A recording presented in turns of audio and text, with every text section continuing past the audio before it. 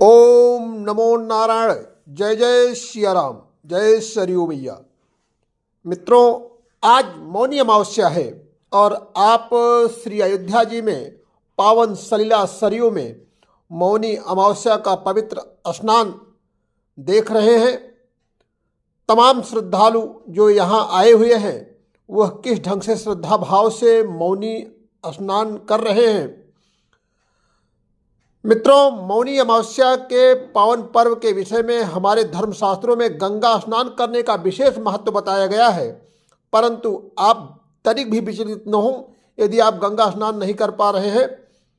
वैसे तो मुख्यतः तीर्थराज प्रयाग में स्नान करना बहुत ही पुण्यप्रद माना गया है, किंतु हर किसी सनातन प्रेमी के लिए कई बार इस पर्व के दिन प्रयाग स्नान किसी कारण से यदि संभव नहीं हो पाता है तो भी ऐसे प्रेमी जनों को घबराना बिल्कुल नहीं चाहिए। प्रथम तो किसी भी पुण्य सलीला में स्नान करने से गंगा स्नान का फल प्राप्त होता है, क्योंकि इस महापर्व के दिन सभी नदियां गंगा सदृश ही पवित्र मानी गई हैं। दूसरे, यदि यह भी संभव न हो कि आप किसी भी नदी में किसी भी पावन सलीला में दर्शन कर पावें, स्नान कर पावें, आचमन कर पावें, तो आप कर सकते हैं कि अपने ही घर में और जैसे यथाविधि आप स्नान करते रहे हैं उसी तरीके से स्नान करें। बस पात्र में गंगा जल डाल लें और गंगा जल डाल करके और एक दिव्य मंत्र ओम गंगा देव्यै नमः, ओम गंगा देव्यै नमः, इस मंत्र का 8 बार उच्चारण करते हुए गंगा जी का ध्यान करके फिर स्नान करें।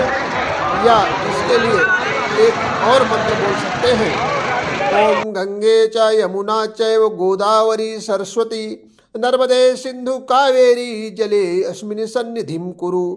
इन 7 नदियों का आवाहन करके स्नान करें।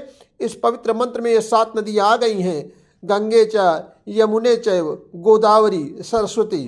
गंगा, यमुना, गोदावरी, सरस्वती, नर्मदा, सिंधु, कावेरी, इन 7 नदियों का स्मरण करके आवाहन करके आप स्नान करें। और स्नान के विषय में विशेष रूप से श्रद्धालु जनों को ध्यान रखना चाहिए कि गंगा जी में स्नान करते समय या किसी भी सलीला में स्नान करते समय मानसिक और शारीरिक रूप से पवित्र होकर आचमन और संकल्प करके स्नान करें।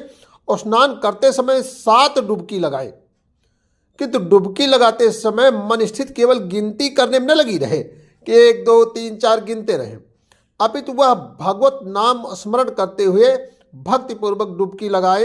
ऐसा करें क्योंकि कल्याण का मार्ग गिनती करने के स्नान करने नहीं बल्कि भागवत भाव से प्रशस्त होता है। मनुष्य जब गंगा जी के भीतर होता है या किसी भी सलीला के भीतर होता है तो उस समय वह संसार में नहीं होता है, उस समय वह उस सलीला के गर्भस्थ माना जाएगा। और जब आप माँ गंगा के गर्भ में हैं तो वहाँ भगवान नाम का स्मरण करके ही डुबकी लगाने से फिर संसार के 84 लाख योनियों में जन्म नहीं लेना पड़ता। श्री गंगा जी में साबुन आदि का प्रयोग न करें, ना ही वस्त्र निचोड़ें, बल्कि यह सब काम बाहर करें। बहुत मल मल करके स्नान भी नहीं करना चाहिए।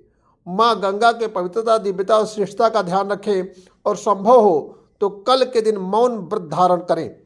इसकी महत्ता बताई गई है और ऐसा विधान किया गया है कि मौनी अमावस्या के दिन सनातनियों को मौन रहना चाहिए। किंतु आज के दिन भर के भाग दौड़ की दिनचर्या में एक गृहस्थ के लिए यह संभव नहीं हो पाता मौन रख पाना, तो जब तक स्नान न कर ले तब तक मौन व्रत अवश्य रखें। शास्त्रों में मौन व्रत की महत्ता के विषय में कहा गया है मौन व्रताचार्येण स्नानम विधेयम, इसलिए इस अमावस्या को मौनी अमावस्या कहा जाता है।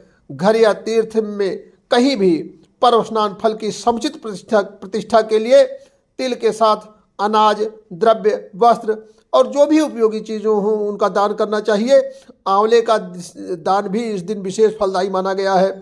धर्म पुराण कहते हैं कि ऐसा दान करने से दान करने वाले के घर में लक्ष्मी जी की अस्थायी कृपा प्राप्त होती है। और फिर संध्या, गायत्री ध्यान और सत्संग आदि करना चाहिए। कुसंग से दूर रह करके, सज्जनों का साथ करके, सद्गुणों का विकास करके, सद्विचारों का अपने अंदर प्रश्रय दे करके, सद्भावना रख करके और किसी भी प्रकार के दुर्गुण, दुष्विचार, दुष्प्रचार दुष्प्रवृत्ति दुष्कर्म से दूर रह करके मन वाणी और कर्म से मनसा वाचा कर्मणा श्री हरि को समर्पित रहे। और ऐसा यदि आप करते हैं तो निश्चित रूप से आप अपने को ही नहीं, अपने आसपास एवं परिवेश को भी लाभान्वित करेंगे। एक बार फिर से बोले, ओम नमो नारायण। जय जय सिया राम, जय सिया राम।